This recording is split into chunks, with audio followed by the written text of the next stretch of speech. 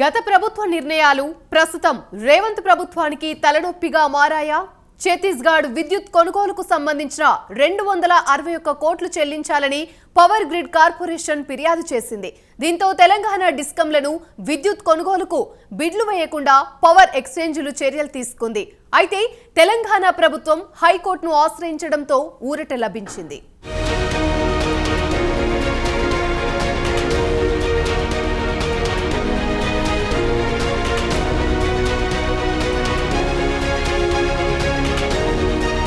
ఛత్తీస్గఢ్ నుంచి విద్యుత్ను తెచ్చుకునేందుకు గత ప్రభుత్వం పవర్ గ్రిడ్ కార్పొరేషన్లో విద్యుత్ సరఫరాకు కారిడార్ బుక్ చేసుకుంది. ఈ కారిడార్ వివాదం ఇప్పుడు తెలంగాణ డిస్కంల మెడకు చుట్టుకుంది.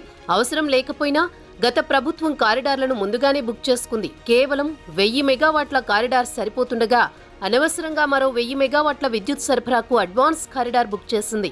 ఆ తర్వాత కొన్ని రోజులకు కళ్లు తెరిచిన గత ప్రభుత్వం ఈ కారిడార్ను అర్ధాంతరంగా రద్దు చేసుకుంది. ఈలోగా జరగాల్సినంత నష్టం జరిగిపోయింది.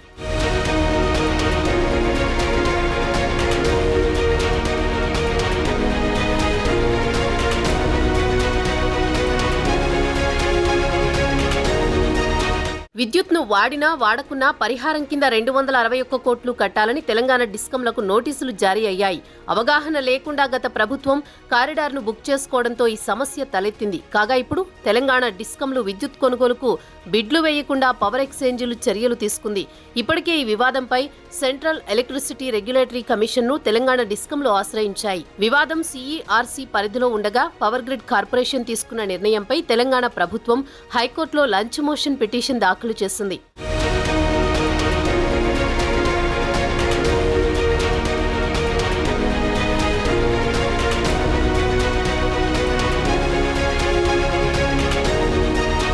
విచారణ జరిపిన ఉన్నత న్యాయస్థానం నేషనల్ లోడ్ డిస్పాచ్ సెంటర్ నిర్ణయంపై మధ్యంతర ఉత్తర్వులు జారీ చేసింది. తెలంగాణ ప్రభుత్వాన్ని విద్యుత్ బిడ్డింగ్ కు అనుమతించాలని NLDCని ఆదేశించింది. దీంతో విద్యుత్ కొనుగోలు బిడ్డింగ్ లో పాల్గొనేందుకు ప్రభుత్వానికి అడ్డంకి తొలగింది.